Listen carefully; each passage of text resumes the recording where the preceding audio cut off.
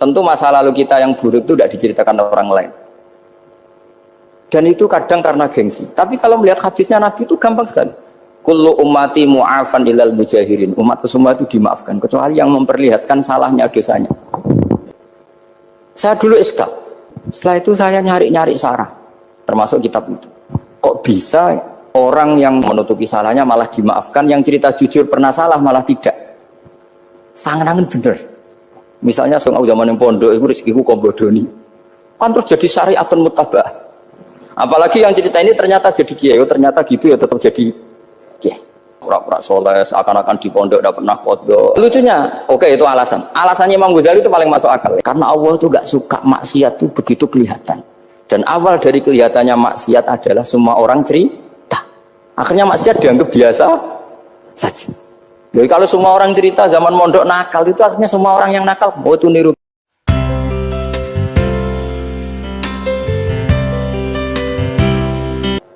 Nah lagi-lagi kebetulan kita sebelum ngaji Imam Syafi'i sudah seperti itu.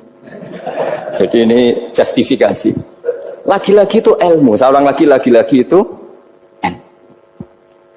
akhirnya saya baca kitabnya Imam Sa'roni namanya Al-Minanul Kubro. Itu beliau cerita wa mimma manallahu alaihi. Kesannya kayak orang sombong. Tapi sebetulnya yang sopan itu yang sombong. Karena Imam Sa'roni kan bilang, kamu harus memaklumatkan diri kalau antum minal ulama il amilin. Kamu termasuk ulama yang amilin. Terus ditanya sama orang-orang, bagaimana kalau nyatanya ndak? Kamu tadi subuh sholat, ya saya sholat. Kamu tadi zuhur sholat, ya saya sholat. Kenapa ketika kamu maksiat ingat terus, ketika kamu taat tidak ingat? Berarti kamu anggap Allah itu menyesatkan kamu tapi tidak pernah ngasih hidayah sama kamu. Pas delok rondo ning dalan kok maksiat, bar salat atau syukur, bar zuhur atau syukur, bar asar. Berarti kan nyifati Allah, hari ini Allah ngasih saya maksiat. Sementara lupa kalau Allah ngasih salat zuhur, salat asar, salat maghrib, salat isya. Oh sudah di situ al-Minanul Kubro, orang itu soleh semua. Nah saya itu termasuk orang yang didikte oleh kitab, terbentuk oleh kitab Al-Minanul Kubro. Jadi di situ hidup itu enak semua. Makanya saya itu masih ingat dialeknya dua orang alim. Nggak perlu saya sebutkan, ini agak sensitif karena ceritanya itu ada anaknya kiai mau nyalet. Karena dia anaknya kiai tanya, Mbah, dalilin apa nanti yang kepengen jadi jabatan, mencari jabatan itu sah? Kalau yang jawab tak sebut nggak apa-apa namanya. Jawabnya Mbah Mun, oleh nggak apa-apa. Nabi Yusuf juga ada jabatan. Terus beliau baca qalat alni ala khuzainil ardi inni khafifun alim. Nabi Yusuf juga ada jabatan ya Rabb. Di debat sama orang alim. Itu Nabi Yusuf syariatnya itu mansukhoh bi syariati Rasulullah Muhammad SAW.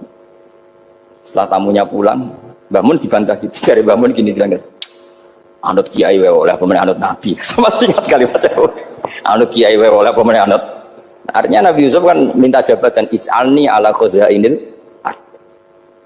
Jadi akhirnya semenjak itu fikih ilmu tadi saya ulang lagi. Akhirnya saya cari, termasuk saya disuruh bangun. Saya golekno dalile nak wong soleh kok oleh jabat.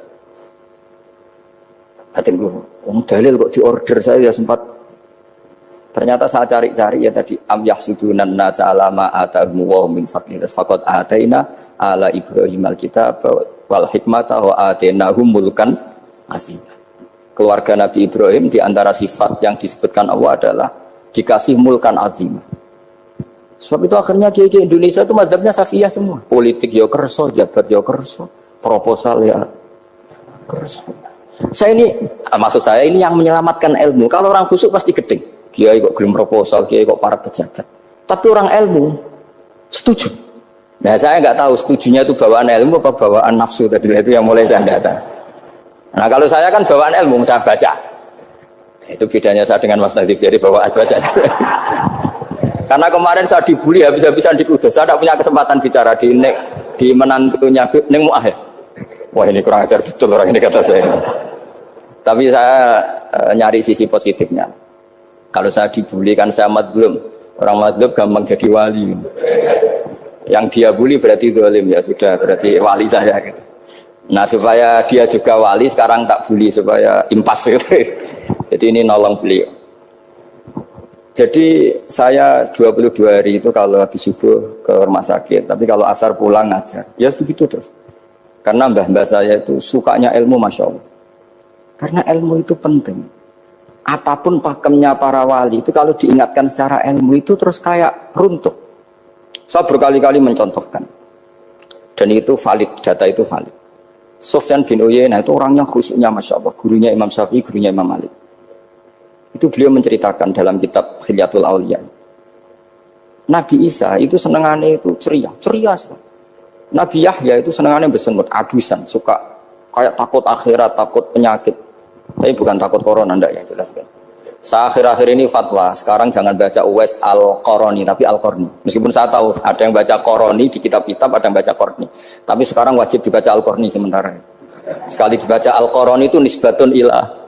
Iya, jadi makanya ini untuk sementara dibaca, ngikuti yang baca Uwais Al-Qarni. Meskipun di sarah-sarah, apa bi fathir ra wakila bi sukun, ya sudahlah sekarang harus ijma dulu Al-Qarni ya, karena kalau Al-Qarani itu akhirnya Nabi Isa ditegur sama Nabi Yahya. Mali aroka dohikan ka'anna kata manumin makrillah. Saya melihat kamu kok suka tertawa, seakan-akan kamu merasa aman tidak kena azabnya Allah. Nabi Isa akhirnya balas tanya, Mali aroka abisan ka'anna katai asumin rahmatillah taknatu min rahmatillah. Kowe mbesengut wae koyo dunia orang rahmat, anane corona tok. Padahal ya ono mangan, ono guyon, ono nikmat. Dan itu figur besar, akhirnya kita tahu. Dan saya sering cerita juga, setiap dakwah itu Nabi Isa nyari syirorun nas, Nabi Yahya cari khiyarun nas. Tentu alasan Nabi Yahya gampang, berteman orang baik itu baik lah, nyaman, terus akibatnya juga baik. Nabi Yahya enggak. Limada tanzilu ala syirorin nas. Kenapa kamu singgahnya ke orang-orang yang buruk? Ana tabibun udawil marto. Saya ini dokter, tentu menyembuhkan yang sakit. Akhirnya terus di Indonesia banyak kiai yang kancanan orang fasik ya banyak. Tapi ya tentu yang benar itu yang mensolehkan yang fasik. Yang mesti salah yang menjadi fasik karena ketularan yang. Tapi itu lagi-lagi apa? Ilmu yang bisa menjadikan kita percaya itu ilmu. Saya tuh suka sekali baca kitab yang berbeda. Saya sekarang baru belajar kitab orang-orang Hanafi, orang-orang Maliki. Saya kemarin dikirimin hadiah oleh keluarga Pak Kures. Ada tanda tangannya Pak Kures dari Habib Ali, dari keluarga beliau. Ciri kitab namanya itu Sarah Bukhari. Yang dikarang orang India, orang modern, Anwar ya, Kiai Anwar Shah, orang India ya orang Shah. Itu beliau termasuk mujaddid kalau dalam perasaannya orang India. Mensarai Bukhari ya, kira-kira sanadnya Sayyid Muhammad ke beliau itu 3 atau 4. Beliau termasuk orang-orang yang bisa membentuk India seperti itu. India kan banyak syurahul hadis, termasuk Waliullah Ad-Dahlawi, terus Syekh Yusuf Al-Kandahlawi, banyak lah saya. Itu beliau cerita di kitab-kitab itu bahwa ilmu itu harus diungkapkan. Terus beliau cerita banyak tentang kewalian. Sampai dalam cerita kewalian itu unik. Dan terus kayak jadi wali itu gampang sekali. Ya diantaranya itu wali itu mau modal rasido. Sab'atun yudhilluhum wa fi dhillihi wa maladilla illa dhilluh. Itu diantaranya itu. Wa rajulun da'athu imra'atun datu jamalin wa mansibin faqala inni akhafu. Mau modal gak sido. Wis dijak wong ayu menarik muni ra gelem. Modal ra gelem iku iso dadi wah. Iku yuzilluhum wa fi dhillihi yauma la dhilla. Ya. Nah, masalah kita ora digelemi lah itu masalah. Itu sangat. Jadi gampang sekali dalam kitab Al-Minanul Kubra. Dan kalau baca itu enak. Misalnya gini. Tentu masa lalu kita yang buruk itu tidak diceritakan orang lain. Dan itu kadang karena gengsi. Tapi kalau melihat hadisnya Nabi itu gampang sekali. Kullu ummati mu'afan ilal mujahirin. Umatku semua itu dimaafkan kecuali yang memperlihatkan salahnya dosanya.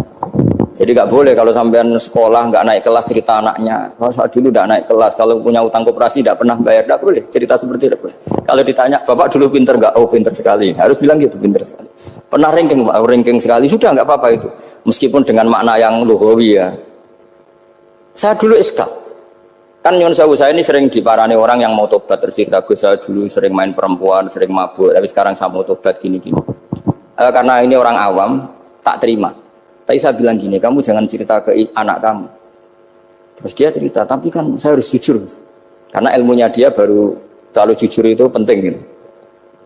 Terus pokoknya menurut kula ora oleh cerita, pokoknya ora oleh cerita. Ya Gus oke nurut. Setelah itu saya nyari-nyari sarah. termasuk kitab itu.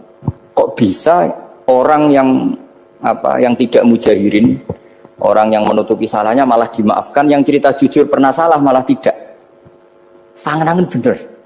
Misalnya seorang bapak cerita, "Cung aku dhisik nak pacaran tak ambung." Misalnya, anaknya mesti suatu saat kan dia puber. Mesti nak ngambung niru bapak. Nah, kalau yang cerita itu ribuan atau jutaan. Cung aku zaman yang pondok itu rezekiku kok bodoni.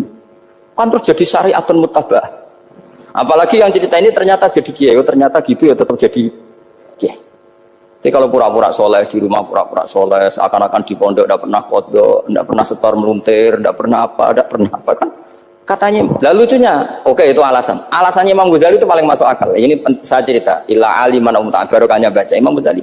Fa inna wa ta'ala yakrahu zuhurul ma'asi. Wa min asbabi zuhur adalah al-mujaharah. Karena Allah itu gak suka maksiat itu begitu kelihatan. Dan awal dari kelihatannya maksiat adalah semua orang cerita. Akhirnya maksiat dianggap biasa saja. Jadi kalau semua orang cerita zaman mondok nakal itu akhirnya semua orang yang nakal. Oh itu niru kiai ini, karena ini niru kiai. Kan repot. Tapi kalau semua kiai sok suci atau suci betul, dan semoga ya suci betul, kan yang maksiat, yang mau maksiat ini gak punya alasan. Karena masternya gak pernah maksiat. Meskipun sebagian yang sultan nggak pernah konangan, nggak tahu, pokoknya yang penting seperti itu. Itu hebatnya konsepnya. Saya dulu ya eskal loh. Kok? Ya tadi kullu ummati mu'afan illal mujahirin.